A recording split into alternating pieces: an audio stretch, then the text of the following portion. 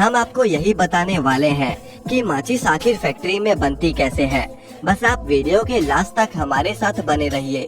तो चलिए वीडियो को शुरू करते हैं। उस प्रोसेस को जिससे होते हुए इतने बड़े बड़े पेड़ बन जाते हैं, एकदम छोटू सी माचिस, जिसकी शक्ति का ज्यादातर लोग गलत इस्तेमाल करते हैं। माचिस की तीलियां बनाने के लिए देवदार के पेड़ों से लकड़ियों को लाकर मशीनों की मदद से इन बड़े बड़े पेड़ों को छोटे छोटे हिस्सों में काट दिया जाता है।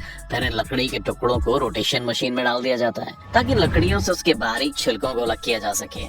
छिलके अलग होने के बाद इन सफेद और पतली पतली लकड़ियों को मशीनों में डाला जाता है ताकि माचिस की तीलियां भी उसी शेप में कट सकें जिस शेप में हम इसे शुरू से देखते आ रहे हैं। ये मशीन 1 मिनट में करीब 10,000 तक की माचिस की तीलियों को कट कर सकती है।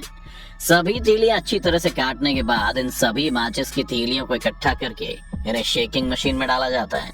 इस मशीन में बहुत सारे छेद होते हैं और जब इस मशीन को ऑन किया जाता है तब ये शेक यानी कि हिलना शुरू कर देती है ताकि डैमेज और टूटी फूटी तीलियां अलग हो सकें। परफेक्ट तीलियों को आगे प्रोसेस कर दिया जाता है। इस प्रोसेस के बाद तीलियों को स्लाइडिंग मशीन की मदद से कार्बोनाइज माचिस की तीलियों को हार्ड बनाने के लिए हवा में गर्म किया जाता है। अब बारी आती है माचिस के ऊपर लगाने वाले मसाला तैयार करने की। इस मसाले को टेक्निकल लैंग्वेज में पैराफिन वैक्स कहा जाता है। पैराफिन वैक्स बनाने के लिए एक मिक्सचर में जेलेटिन कैप्सूल, फास्फोरस और पोटेशियम क्लोराइड को डालकर अच्छी तरह से मिक्स किया जाता है। इसमें जेलेटिन का काम होता है पैराफिन वैक्स की तीलियों को चिपकाए रखना और फास्फोरस का असली टैलेंट होता है कि जैसे ही उसे किसी सतह पर रगड़ा जाता है तो वह जल उठता है। और सबसे लास्ट में बचे पोटेशियम का काम होता है जलने के लिए जरूरी ऑक्सीजन की सप्लाई करना है। इन तीनों का पेस्ट बनाने के लिए इन्हें ड्रम में मिक्स किया जाता है और इसे तब तक हिलाया जाता है जब तक ये पानी की तरह पतला ना हो जाए। मिक्सचर जब अच्छी तरह से मिक्स होने के साथ साथ पतला भी हो जाता है तब इसमें लाल कलर को मिला दिया जाता है और इस तरह पैराफिन वैक्स यानी माचिस की तीलियों पर लगने वाला मसाला बनकर तैयार हो जाता है। इन सभी प्रोसेस के बाद तीलियों को अमोनियम नाइट्रेट में डुबाया जाता है जिससे कि माचिस इसे सोख ले। ऐसा इसलिए किया जाता है ताकि माचिस की तीलियों के ऊपर लगे मसाले के खत्म होने के बाद भी माचिस बुझ ना जाए। फिर माचिस की तीलियों को गर्म पैराफिन वैक्स में डुबाया जाता है। पैराफिन वैक्स लगने के बाद इसे अच्छी तरह से सुखाया जाता है।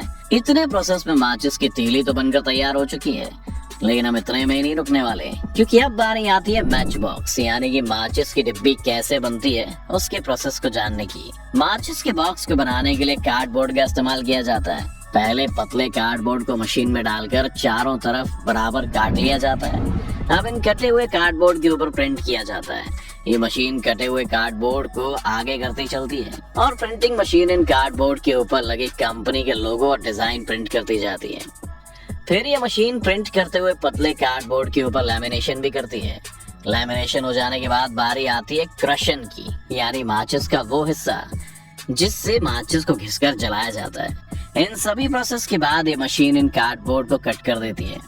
अब अगले प्रोसेस में कटे हुए कार्डबोर्ड को मशीन से स्लाइड होते हुए कार्डबोर्ड के दोनों हिस्सों को चिपका कर आगे बढ़ा देती है और ये बॉक्स एक जगह इकट्ठे हो जाते हैं। कंटेनर में डाल देता है। कंटेनर में इसका सही से मेजरमेंट किया जाता है ताकि इनको माचिस के बॉक्स में आसानी से भरा जा सके।